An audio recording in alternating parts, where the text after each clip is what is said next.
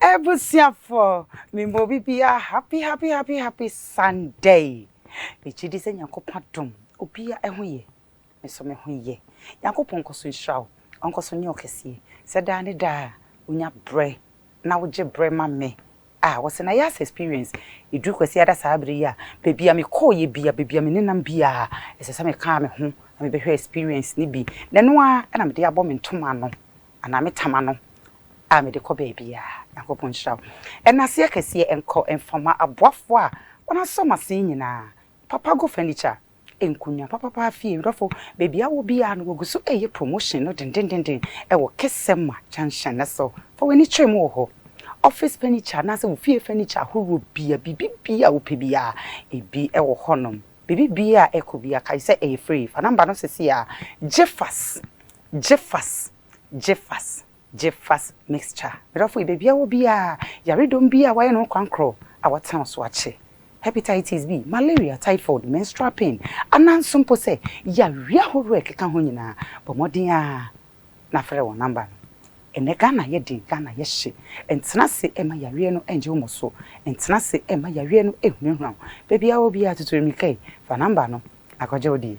Obeme Jeffas P capsules. Jeffas P capsules tutu America na kɔgye bi. Ebe hye wardrobe no.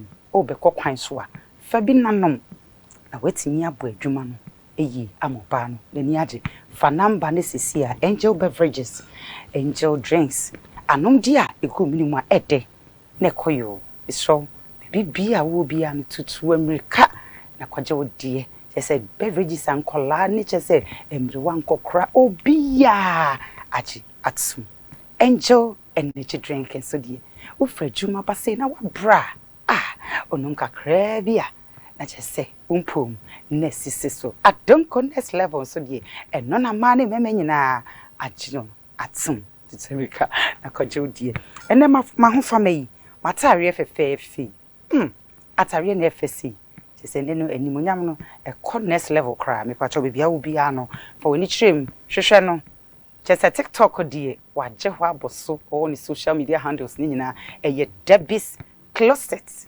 Akiya se wa besie Debbie's Closet me pacho Debbie's Closet say entaria hora efe na chese unhie wunua e wo baabi bia eno no no ton wo ye raba na ni ate to ton ne ma papa fa number no sisi a na mesro koni page ni so ye obi hu bia na order na yemfa embrew afi empabo ehemi efri kwadwo shoes e wo Dansoman Sakaman Junction and Sunyame ye road ni so a na kwadwo shoes ewo bomodin a empabo horo bia opebia bomodin a letutu America na kwadwo de ewo honom wogu so eye sales ne den mi tri hwi fefefe efri cute cat palo one ewo Abeka Junction ne so ho a enwia horo bia opebia kai say yet ebema brofwe me nsembri munim muma mi ntwa me ho kakra besema enkwaje aboafo nkrato na me ba eneno eye gim eye boy eye more levels me by say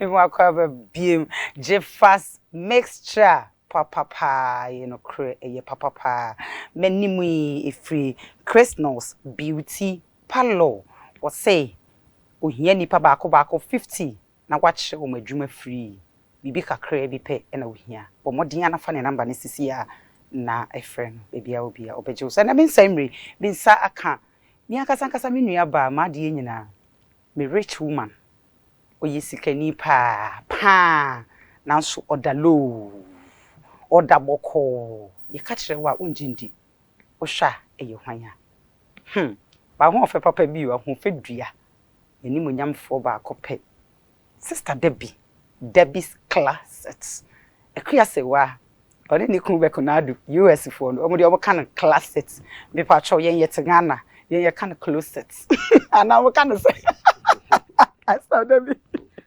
eni mi ankasa me papa ma de nyina Apostle Thomas Osei Mafo me papa oye sorry ni in fact ensembo ho momwa me amena me papa si onyankopon koso nhira no isanse anse mi yare ye pa se nyo no a momwa me amena na se pa onyame nhira no wiase no enna hokwa bibi wo wiase bibi wo ho entana senkase bibi eni ho bibi wo wiase iti nipa bi a wo hwe mi bia esese unya spiritual father as your backbone ni say Umame nko mko ne mum no me kai wasem bi ni nyina enam sister Debbie so Debbie's closet so enna me share me papa yi ame ho mfa me we ya dance die ketua bi na me bra bi hu se me wu ye me ha me bi nyo bi anka nkyere no because ene social media no di agro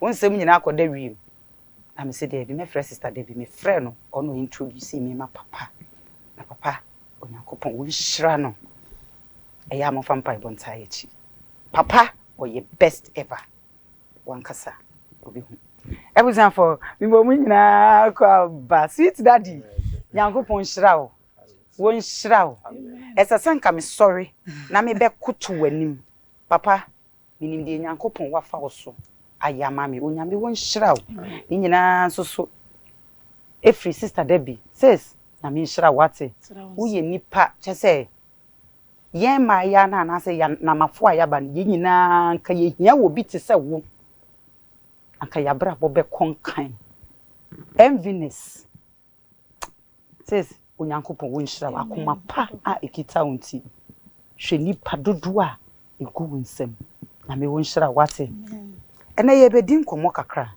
Debbie's closet ana Debbie's closet oye hwan e pa cho wadaro ma wudi anka se shada kem Edison the person only share Obaya. Okay. The biscuits at the Deborah. To me bank no. Na my sister penyo so. And can dem fa Deborah ma no trust we na Debbie. Ti Debbie ni dey enkan folding. Oh. Ba me fie di ankasa your Obaya ska. Obaya sika pa. Says unyame hira wate. Yankopon hira pa. Ya fo na ankasa em say womu kita akoma papa pa papa yenyi ye ya semo eno ene papa be chirechirim because me amiti heza ya me ndwi obi ya ho adwembone so da bia na wo mo plan de fa no says who go school we fa na wo free me free Piase okay Kontase district okay nti me tena kakra be 12 years 11 years na me ba sister penyo sister try bi wa na kakra ma me nti atonsu mfra tonsu na mbakra nti me bakra ntem me bakra at the age of 1920 oh okay or me wo 18 akra nya 1 year and am auntie e ma me ba at the age of 18 years and I wo ye me wo ye 6 weeks grandson and me nya 18 yeah nti me wo 17 Oba penny no at the age of 17 and I won. Wow. Okay. You are blessed. Started be one say. You were my 4. Wow. 4 boys. 4 strong boys. Easy. Ya many about 4. Wow. I'm sure papa. Says when you more abrabum and komo kakra ka say Debbie's closet wo ye hwan. Okay.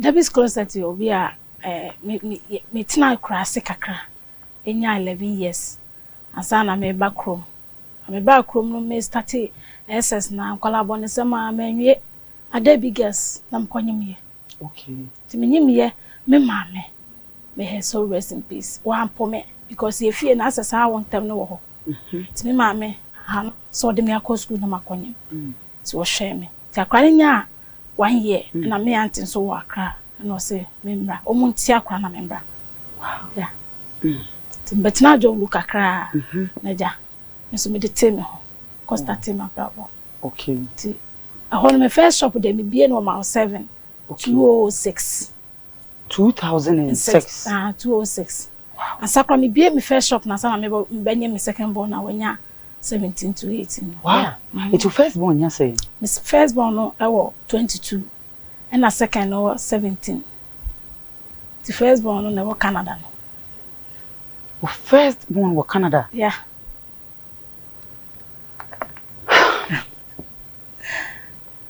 Easy, but nyame aboye. Wow. You should be a friend, baby. I be doing dear. Wow. Na nyamia dance here does. It does. Sit down so does. No cray. It's o start you know. Atwa o ba cry na at once now start na okwaje shop and as I start o baby and sana wo di e ba beje shop. Ma me dear no. Me dear man you say me turn name man. E straight. Wow. To say me dey shop because if you be am cut na me free me sister on. If you am cut na mo na shop wani mu. Me obi am pe adwuma. Nti me wo me auntie no wo new shop na me hwe ma no. Aha, nti me free me auntie na me nya hwe oba de e wo Jowulu. Oh, okay. No ga na me auntie fie wo Jowulu. Okay. Ti wana mti. Okay. Ti me free ho na asem cut na se no obi am pe adwuma. Nti fie am koji ye no na shop wani mu. Na satan be ma na nam no. Eja o ma me kakra na ma save nti o mu ya ne se be se odo maji shop na wo da fie na ni no. Ah, wunya ska o henam sa na ska na o ma me se me ni nyina. He was shocked. Wow. Yeah. See, hold on, mommy. Ska. Nam de ko fa nema egum. Ka chese me wakakra. I want to me sisi mo wi nti asan to mbo me no mam ska nam de ko fa nema. Bata nche. Na mba nyim ye. Wow. Se nyim ye na unse me ma mo ska de ja. O se me ntwen. Se de be me stress. Eti be ma na oni no wo no support o ma o G shop no. Ono na wo ne wo o ma no anase na different. Ono de na yo no ko a. Unse na ma wo penyini no from Accra. From Accra. Okay. Okay. Kumasi. Na meja no ho. So we back Accra be 3-4 years no. We be share papa we no. Amenene. Enye me second one. Wow. Wow. What's now want in change how many like how many years? Me time me in 3 years. Wow. Me free Kumasi be 1918. Na me free am until 2020. For 3 years. 3 years. And I was some once. Oh yeah. Wow. Some the shop. Oh yeah, or no shop. Tina as a me na me hwe ma no nti me di sua adwuma nti me ti we me ye na osma wa oboa. It we yan news. Oh yeah. Me ni me sua ye. Unse wa bie shop no but no nim and wa fa workers. Ti as ode ne ba efri. Kumasi aba so me hwe. Ti me no na me sua. Aha. Ni entwa meka but na me nya tips. Anu nti na na da bia me tu. Akwala na aba no social media me ka cho mu se adwuma bia wo ye bia ye free wakomem na ketua wo me so me anti ye ntua me ka obi anko me ka sa de na ye tua workers ni nyina aka na me ye ntua me ka but mama na ha me because na me nya tips eti na akwala na wo aba no mu peso mbesu adwuma no omu family no enya fotu e bia adwuma na wo kosua na ebe ye den me na me nante from Jowulu Chinese restaurant to Noga Hill every day me nante ko ba to him Onse Jowulu inside Chinese restaurant. Na me nante eko Noga Hill Hotel opposite e na me ante shop wo. Wow. Every day me nante koba. Na yentua me ka ba na me ye with odo because I me ma me adwuma. Noga Hill no so ayi hwa. Jowulu but emuwa. Wow. Tina me nante koba. O full name ankasa the same. The full name ankasa no. Efie de ne your buy sika. E na ma brofo ni Deborah. Watch it. Oh, wow. So no ne ifu. Sis, Yankopon show. But only fe pa. Time na because me ho. Adwuma ne dos. No, but only fe dodo. Too much ye hu social media na is different from ye hu in person now. Go for taka. Oho fe pa. Sis, aprabom e dey experience e na meka say wa fem. The person who need a bon komo kakra na de wo show no because obi just say and obi so obi when him say that is close obi animu a dear experience the person need a share wa brabum experiences kakra wa brabum no dear amama shame hoden kase pa ye me man o man okay every say sometimes obi to me hwe me o sister o bre and yes me bre and adwuma na me ye na life na me gina 247 no me ni sika da me chiwo but me twene kwala no ho say e me mistake because ebia se nya me mistake na me kwala na ba wi ase a ko omumane nam ho sa without ebia me no papa ni hobi enti se me decide say me no papa ntena hobi ma de me ya metimi bia me de be hwe me ma me de be hwe mama na enye easy to be a single mother so be sorry especially mema mama mema womunim omodidiem ene ade enti eno ama ahye me den se de tie bia wo se me gina ma me ma no till se enkwala no hu se o maye mema obi abde ne ho asana afede ma rest wow enti eyade a enkwala no da bia santa me feel se maye week an ma hwe me ma no se echi no mbedidi enne ebia madwin se nne me wo kakra da machiu but ke hu sa brabo ya rate me ba bibi timi to ekwan yeni maskafo a omtonton moja pade because of mistake bi anase bibi enfonso kakra bi enti saade no ti rekra was I'm sorry me hwede da machi eno ne ma obi hu se oh started be hard working eye me ma no ene shemete ma mitimi ye adwuma mo because da bia me dwene se me nam de nkwala ye bebe na kam option se metimi yi wo mu ba ma enyi wo mu nam do mu abade a sedieti bia wo se me hwe nkwala ko make sure so mbedi ombedidi sedieti bia ne se o hye no ho so no bonne ho moden fonkola ne daache osan kan bibi se ewia siwi ana prabo aye boy bibia tumisi ya wie wo ho amane wo ho ensohwe wo ho owo wo ho ahokyere susu timi ba na koda ne hia ntini mani nti says enkola no wo mo papa we wo papa second one na o scan asem we da bia na me pese obi I think say me show me fear nko fo bi be kan say me wa scan and wa scan ono na wo scan nka o so oboa me ba wa mo me tama me bia me shop no na na ya kuna do no dancing tama me bia me shop no o ka chem say me njai because of akola me wu obema me sika ko chana wa ma me wa ma yeah because me find out to say o ne na yiri wo nti me say me worry no o say na sa da won hwe bi oh yes wow I hwe bi hwe me ho awosen ba me yobi a on say me ka cho say no ma me sika na me save I was save ti no dwen say o ja me ama me ho a kire me ba na me obi da ho me kakra wo ho eti no nti na me hye me de ma brabo se me de hye women supporting women for no kuna say enye easy sa eti be na be mama usika endi ni nyina but on say ne no ye nkwala na say life na be ye mo me hye obi hye me se me hye bi to ko be ma na be mama no once dia insa so de 50 pesos beto on no de akoto no de beto mata de unu kwa unu wa brabo no bibia wo mra wa shama no wow enti na da bia me make sure say de makomu no enye ni nyina ye ntwen na abetwere buku but e be tu ye nua bifo wow se save kakra because na bema no ho bema wo echina honi ho eti ye mu bi no buseni bi amwa ye anso ye capital na phobia amwa ye uyo oba na se usiso na se bi ni efia anaboafo ni fia empire obaba na se nyame bema wo hia ho bi na nyame ma wo hia ho bi ya o ma usika na wo de unu ho but dressing na o pay akesesemu obeda timi akoduru ho chile na kese because da bia me ka say enye sika kese na ede ye adwuma so woni abere so be ye adwuma de a eye 1000 Ghana crowd betim just start baby wow ebrebe na wo decide say obema umane tukwan a wo ma obapani no etu kwan obi ne tumfo ana obi ne boa wo anasa wa na die ne ba hye wunkran the first born no ko university okay to obewie no ene Ghana ha o ma ye boys se Ghana ha no sakola no onye obi a se ye dwuma ye kwanso dwuma me hu sanye ne fielda nam se da bi onko school wow ono kokodu osma me pese me ye dwuma enti akontu ni de me mane de tama na menyim keto ano na nkofo ta aka te da bi na nkwo wo me wa boche me se da bi se me was ka wo account ma ada na me ntimi fa me ba enko because me ni hwe so fo nti se mkotena po che se me ko wo ba ho na be send me ska because abrochira wo no se be ma ni bia wo na wo ye adwuma de hwe wo ni bills no any bills me da meja madwuma ho me ntimi so nkotena broche nko wo like 1 year na bibi ho na be send me ska no nti e wo se me ye da me wo mu wa emre so se nkwala no be kwa wo mbeko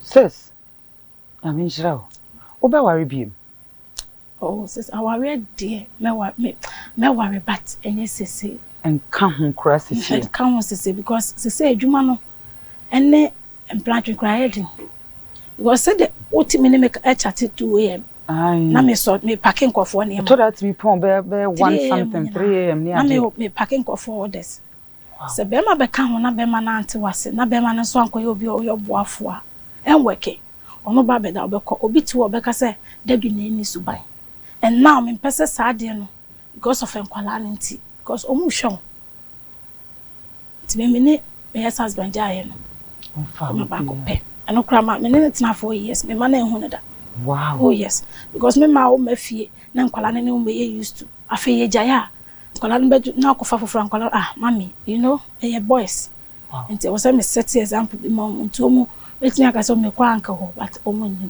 wow eno ti na ma sese no wakoye obey na ememu nan go sui na wasan business woman edu baby a wohia be ma ewa brabom ena ensa nyina so nye pe ebi beye ebi nye wonsusu se baby a nyankopon edi waduru no nka obebo ho pai de wonya be ma papa ewa brabom na nka at least enumpo amotivate wo baby na ma waniji obeba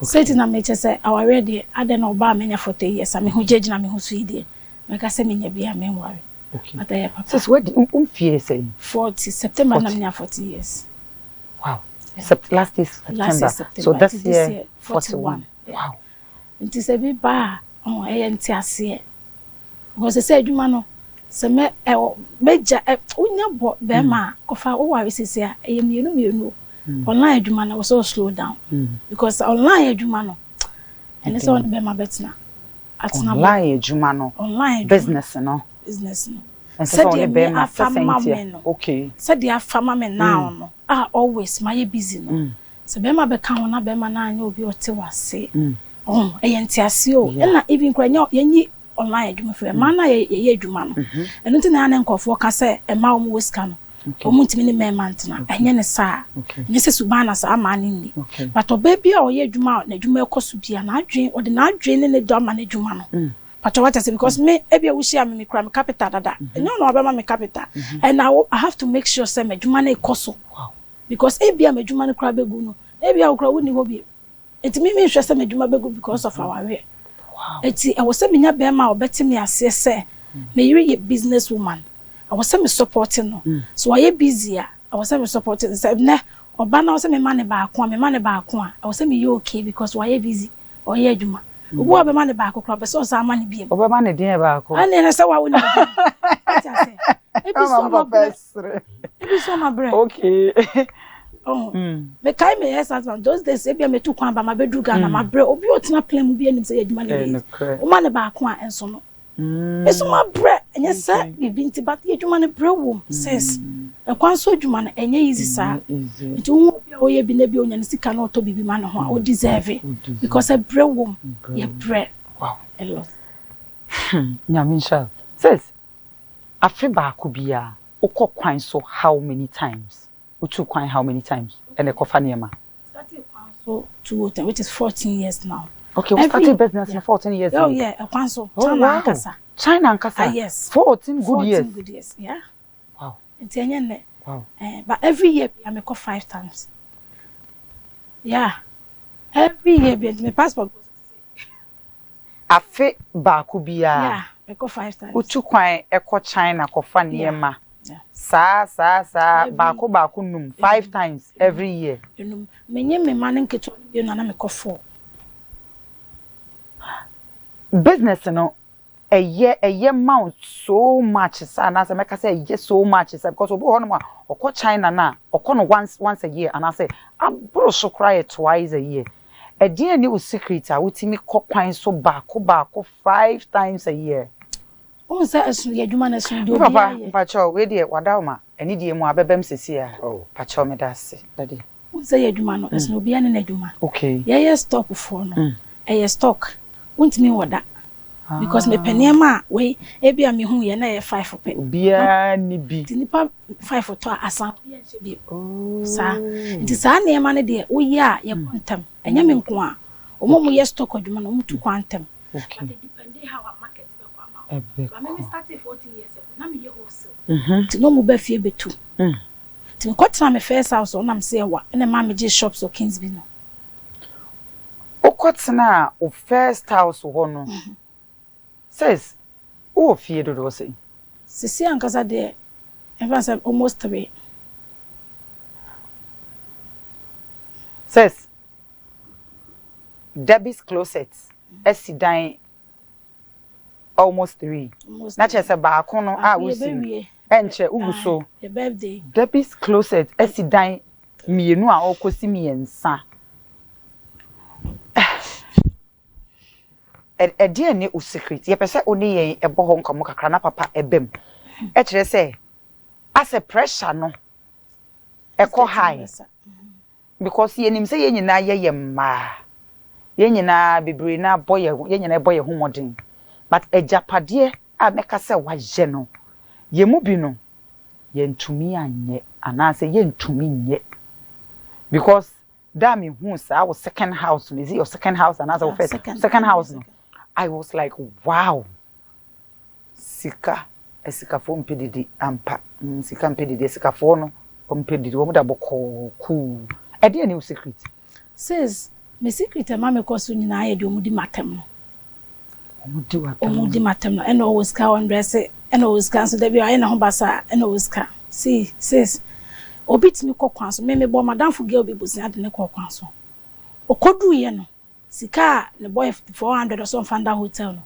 obaya no awoda bag bi na bag dey one awoda bag abodo says e me amedio nam so wo dia wo mama usika so dey abakwan so koto bag almost $400 asama make here 2015 wadwen ne ho me madwen ne ho usika so dey bi o me komanim tie se yes madam fo no so konanim no enti kakra menya to no me bo ne besia me ma ne bi no no so de me ene me akwa na me ne nako na wa be yete se me no enti kwanso fo ma bebre na o mu complain na ye adwuma ne bi enti mi nkoye nim no eye akasesem me makasesem a me ye ejina ka ba me ka bia me to bia me ton so a me se nya fa so enti eye business a o mu nim eti wo say every year bia da bi sisa ka eye a me ye wow it will range over na ekita osisi ya no o beton a o be make sure so be nya mfa so wo so more than that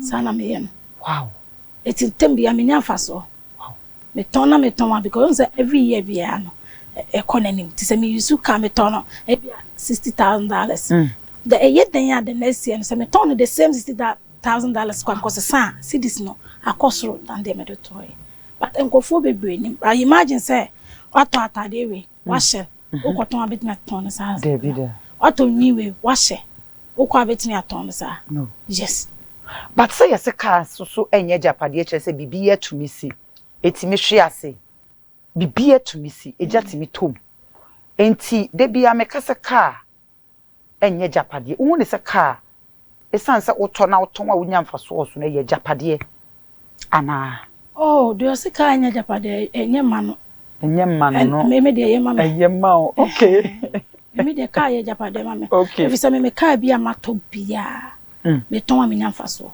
ene se hwe ni ye ena wo hwe ni yi ene se so ka ne sa dia na kire se so bi nso timiti sika $1,000 $400 ekoto bag aye ne fedi ya na kire so no so ne japade no no so ne japade no nti na me ka se obi a wo de ope okay in life yes it what choose say odu sika be dressing no be so choose so odu sika be ye japade okay who need na nka ehho asem because o bag no won $1,000 ne ntade na senka obobo ano a ebia nkaka na mekura no betimi atobi obobo ano a ebia nke fie japade amaye si amaye nso nka betimi ayebi obetimi kokwanso de $20,000 be kokwanso na 10,000 but obetimi aye ono nko shopping $1,000 wo ba me menye bi da me kokwanso a ade a metoba eye nwi a me sha ba na say track suit amedeba eno kra no ebi wo kra na esa betimi sa ton dem cheba yes sis amen kom papa hoye yi ye twa ho na de nsem wo ho ya me shira sweet daddy me pa cho ni die kwan so a pa cho oba ensem kan pa cho brem kakra odama emaye because ye nim say Debbie's closet die e bonachi na ne papa nka ho a say nyankopon be na dum ene nyina ejina ne papa so na we obi a wote sunsun samasia ana sunsun sofwase ana sunsun asori ase a onim de meke omo mo nye fake omo ye real ohun ya onka nchiro se we daddy wadama Brem kakra. Am I? Yo, mama meda was. Na me nshira. Nshira so daddy. Na o nshira tiefo nyina. Amen, sweet daddy. Ansa na me bie ma no akasa no. Ma me nchia me wife. Pachochi and daddy pacho camera ni hwem ne chia no mama. Mama Jane. Jennifer Thompson me chia obabi a obia na me chia Messiah Manso. Platform ya odi aba me megina so na mada wase pa. Amen daddy. Na me nshira. Da so asi na me nshira. Nim say me free platform yi so akono. Na o cameraman adwumai ene wan kasa o platform na ye nshira. Amen. Amen. I receive it. Oba na se wo ka no. Me kura shock me o. Wow, be shock. Chirole se nyansam fiti ase ne awurade suro. Kre. Eye hunumu pa ma wona odi suo nyina. Enti mene Debbie Shia wa Accra ha. That was 2016. 2016. Yes, and I'm in the Shia. Na enipa me papa ka asem bi kire me o se woto pampim a na watukuru. Me nam Kingsby na me nim so wa Accra ha. Na Debbie ye minua. Wow. Eni ase kra tata ni so. Debbie o ye minua pa. Wow. Me wo fa ase pa ye kuru mu a ye dadan baako. Papa ni ne free kro baako. Me se wo ye minua. Anya madamfo. Wow. O ye minua. Nyankasa.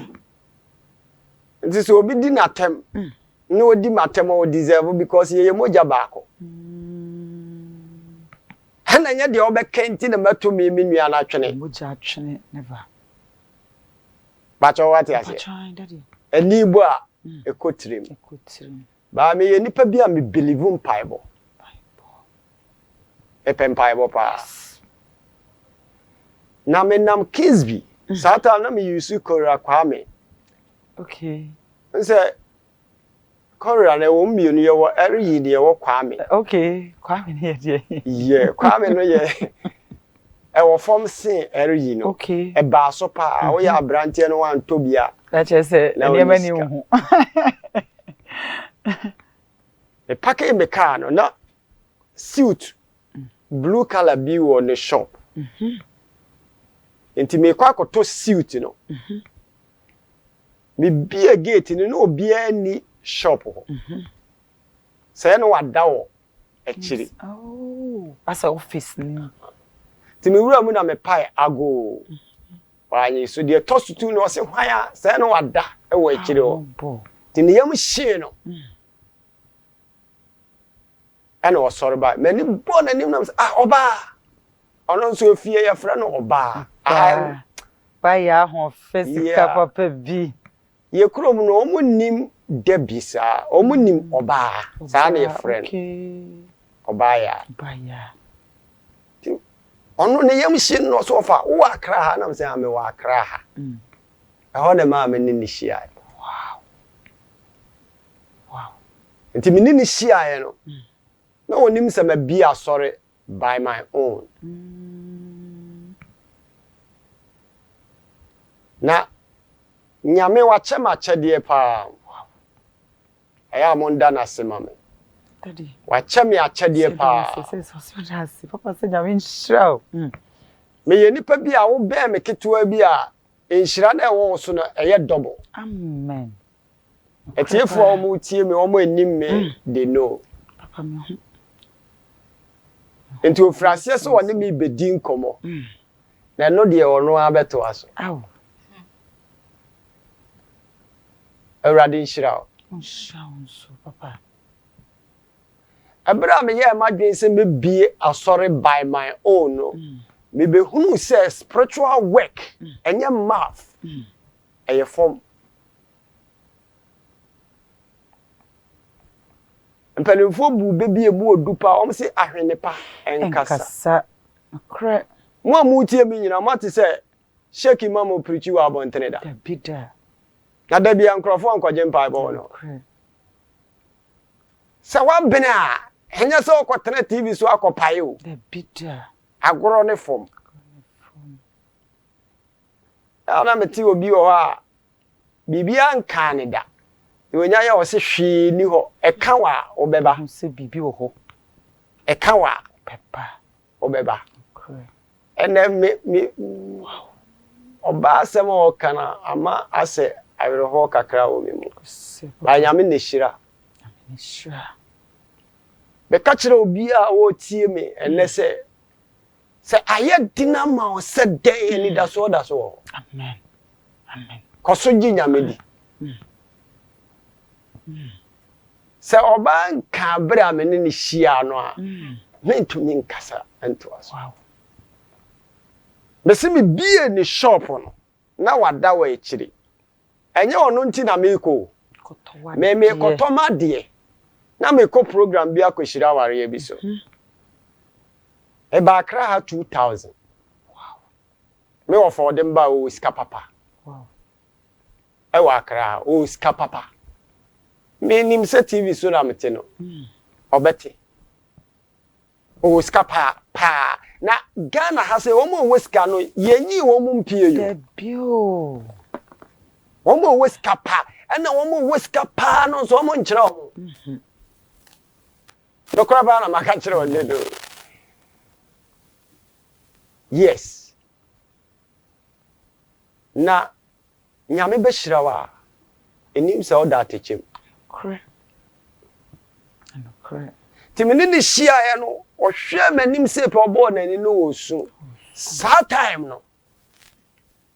Na am Roberts de etu abesi ni so agene sika. Na o ma agene ka.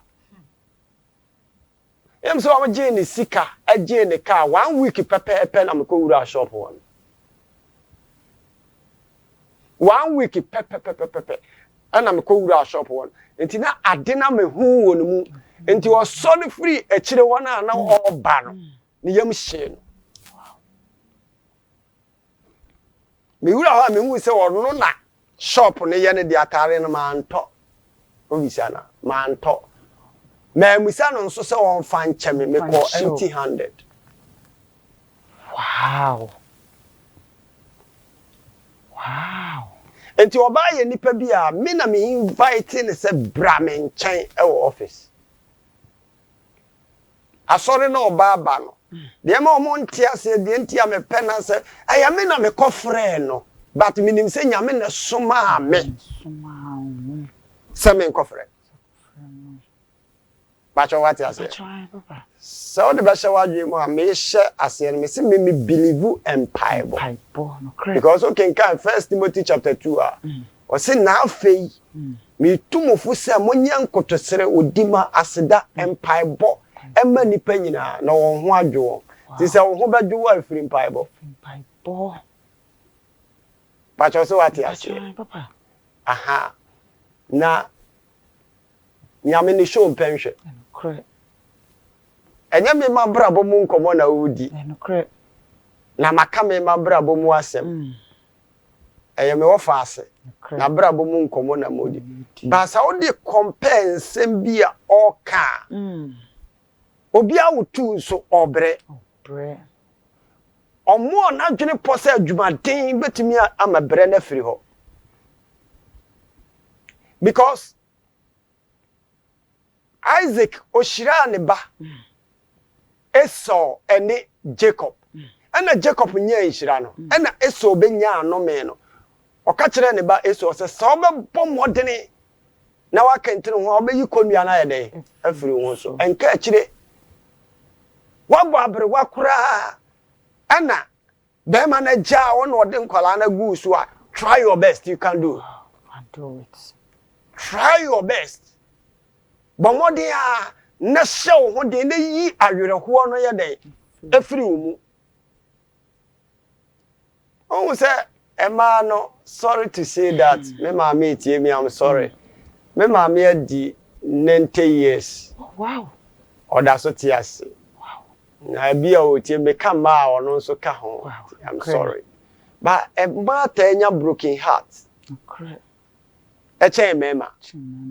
meboa because oba kasa me pade we ode na koma nyina bekọ akodi akire enti se ko ba se ade ne sey a eye ne yache ba be man tesa efiribo efirabo sa ote me ase enti sometimes me ni ma ne hia ade ya na me kan se wa anyi ya ona efiribo wontimi nko anim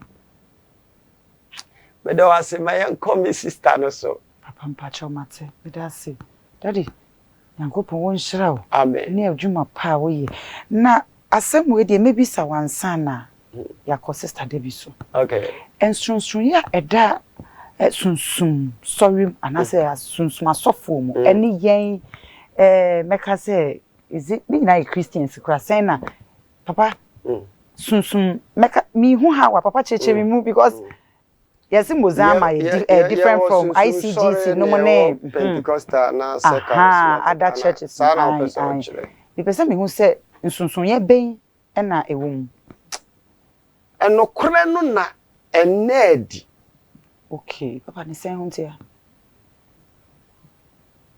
ewo se ye nipa no ye ti ase se obi fa urade eye jeni Pacha what you say? A spiritual journey and a walk no. Enti so obi fa urade a. I was an agony and say kontuo na walk on bibia betumi asi. Pacha what you say? Daddy me tia say pa. And no kura make say I was said daddy and I say enya na di no ne say.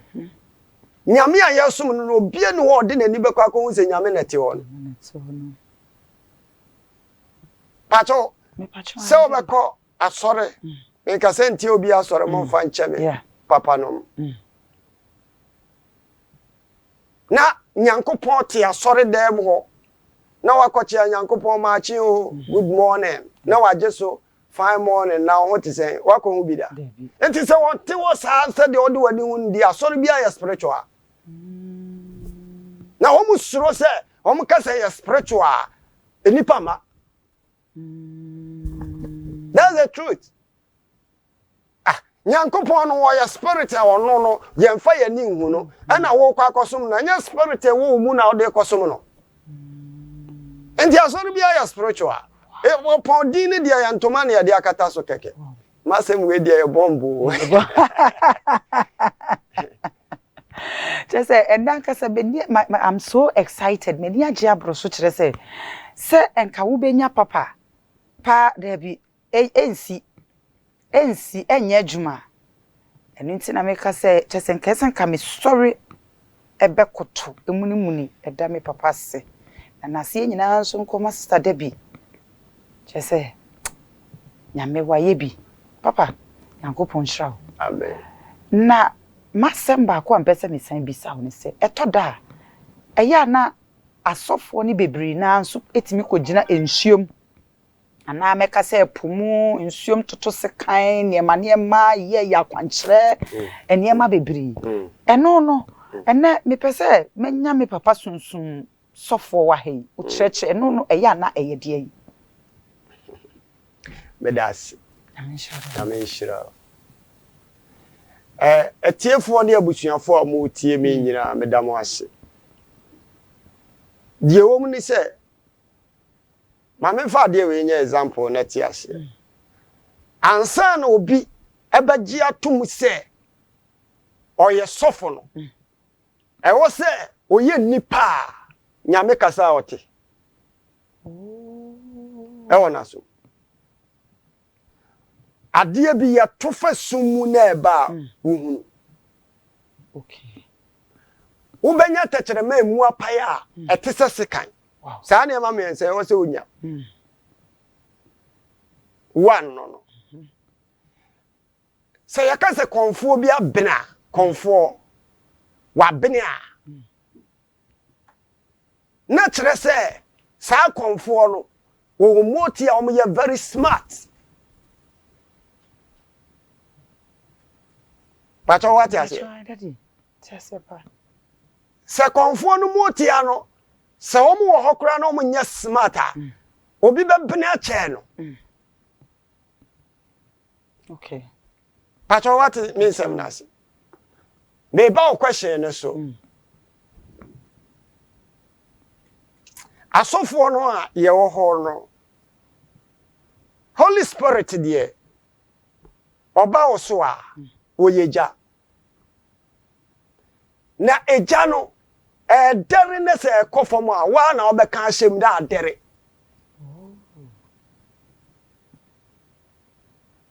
Pacho what means nasi. Na asofo no bebre wo ho a omoye asuasua me hu se we ye we ana me nso me ye we bi enti wo be hunu se later at the end na obeso asodie wo question na obi say me se sofo bi wo ha akogina nsuo so or something nsuo da ho a efiri abode ahyase nsuo ne da ho a onyame honhom butu nsuo no ani entina ukodu baabi na ade asase de ya ensuo no ani da ho esumu ntumi nduru nsuo no ma wontom na nyankopon no ye han no enti obutu nsuo no ani ana bible no e kire se ensuo no faako a eho do no honhom a ye bone te ho ti ayi onti nsuo da ho a ahonhom mienu na eye adwuma wo nsuo no so eye negative and positive ana eye adwuma ma nsuo no eye adwuma enti sasofo no ko gina nsuo no so na wo bosikan a ye ka se ya bosikan ato obi achi a ada se ye de bresew ana se ye de kesew eye two things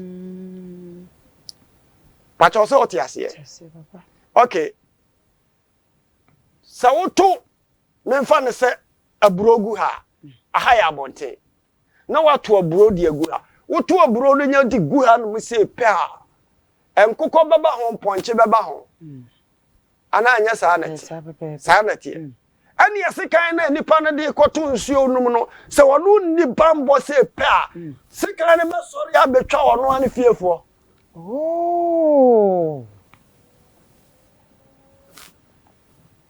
madinka ka se nsuo na da ho no honhom a ye papa butu ani entina na awurade honhom butu nsuo no so na o ka se enye han ana ye han ana oyi esum no mu powers no ade ba ye na de no pacho what mase enti honhom na ye bad na de won nsuo na se enti nsuo na asofo no e ko ginemu no wo de wa bɔ ne pa wuti wo fie ba wo ko kanto kwa ontumi nko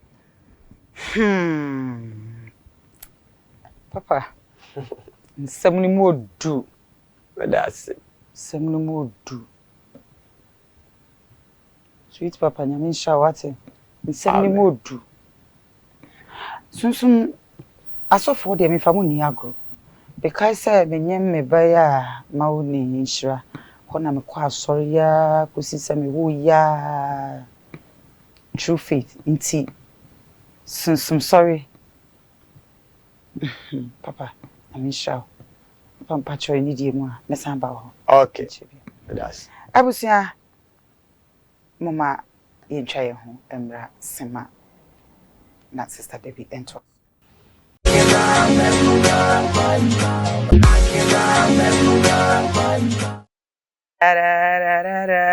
Yankopon kosun show kosun ye okese enase kese enkoma aboafo wona so mase nyina ye nsembri ebreniti yento aso. Sweet sis. Yes. Abrabom edien na obidia yewa obeka se eya wo sha o manipa ne men obiem ana wontimi mfa nche ne biem.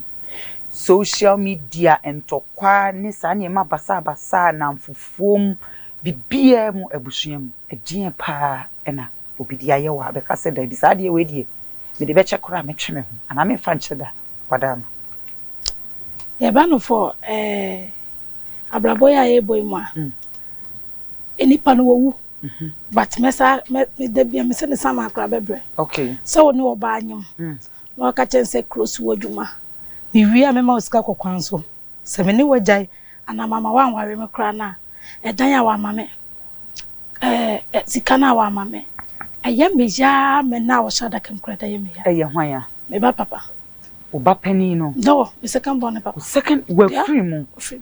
But I am here with me. It o ma wo toto wadwuma mu, o ma wo yi bibia. Yes, my 7. Close me shop asem we me kan baby ada. Amanfo ni. Yeah. I am here be tin ya na me share women supporting women for nin kran say. O yo ba e ma be man kan cho se ja wadwuma. Wow. Yes.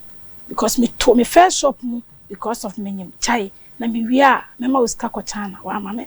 Be sisa be last 2 years odi wu ye. Woni namfo ntem etisen ye time na so. Oh sis.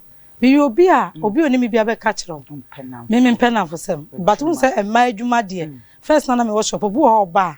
That's where one cross started be mu. Obu obet na won chen later na me ye aduane. To obedidi oba they feel at home because me ade ba kwa me de bo nipa ye mafutuo. E kwanya me nam so. To obu oba na otu nufu 1 2 no be pe wasem because e futuo bi on be ma no na e bi kwa ne ma me kwa amfa ma no. It me obi be me bia pe masem. Nti se me ka se wo ye me bone na akoka me ho sem na me no gya agodi no.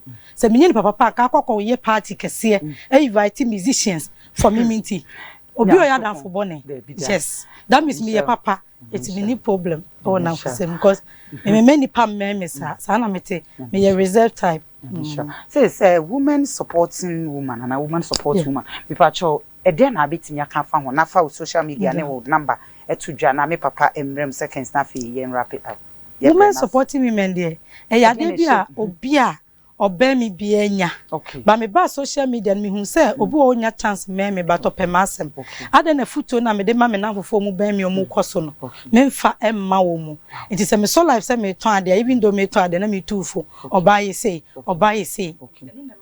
Women supporting women. By because now no me decided say me nipa me no abeje futu. But me de to ho a obetimi atie bi. Na won so why but say no na me ye ne life nkwa say na decided say ye be kwa bonten na yakoye tie be lunch executives no ye lunch we are then that ben na mobile lunch this month 21st but I know your executive lunch nkwa ye lunch ni we are na be your first program no. Yes. Okay. Into so said you ye no as a woman supportive woman and as woman supporting women no obia na nyankopon ye na doma we hira no sese na waye wo no na obedwin ni nuama ehu na obedwin adeso me wade bia me pese me yifro ti na me ye no women supporting women also all these years no ya kan bibi say emaye ehu atamfo but me pese me chese emaye ne ehu atamfo because me obu okwa me nim no na me de na kokwan so obu okwa me nim no nkofo bebrom beben me e true da bi fa me kokwan so obi so beti obi okwa na me nim no ba bia eti se metimi supporting my other fellow women there ada ne ntimi support here enti ye ya omo ye kwan so djuma omo ye djuma omo ye successful in business ne yakan ye ho abom se ye be call out ye de futuo na enam so no amma afoforo no motimi abegina omo na so nyankopon hira pa sweet daddy me pa cho wa futuo nsema yakan nyina sweet daddy boni nyina futuo tofa emame ena me pacho baby a sorry no ewo ena pacho telephone number obi hwehwa obi timi afros medase dia meka kira Ghana nyina ne se ebesan ayeye bio moma ya bemumu penimfo si achia na emuye ebedru baby na brofo nyina betu mirika agye visa se wo mo ba Ghana moma yen hya ye ho den na onyame oka ye ho meni asem tinti bi a meka de America ne se akokobo biara na Ghana ni bi ete sa akokọ ne bon no wona sum ansa na ade ache a enhyiramra Ghana so amen ya de afa ne nyame de ye ba asofo empanimfo ho adifo empanimfo mechia wo mu nyina nyame nhyira wo mo na aso adwuma ni mu ama ya beto ayenso ye be ye bi ato aso nti de America twato ne se ma me won su nyame nhyira amen nyame nhyira Angel TV nso amen se po asoro chi bode biara ebu faso ba ko biara wo program ye nkosoro amen God bless you. Awurade ka se bi kire Abraham no na me de tufia na magya ho akọ. O ka kire Abraham se Abraham medome de wodome wo na mahira de wo hira wo. Amen. Program yi de obehunu no oba sponsor die obehunu no obehiraw die obehunu no obetie awurade nhira emfiri soro mbra ne so ade obesori atia no de oh meja osoro ni asase ni mi adanse emframa ni mi adanse Amen. wo ya honhom na mi ja honhom aye poma no wa ha Amen. se efiri nde akope mabinada onyame nhira bebe fie Amen. Mediani Apostle Thomas Osema from Medino no. The Asafwa, your friend Messiah Foundation Church, Asafwa, your friend Messiah Foundation Church. I know our typer, Mr. J. Last stop. A one year. Me number no dear me come back I mean can be you. Papa na dey fat to jama me so. The number is 0550-150-399. Asa. Pacho we dey nka boba akọ kan ma eso. Pacho. Aya na man for a friend doors. Papa me so pacho.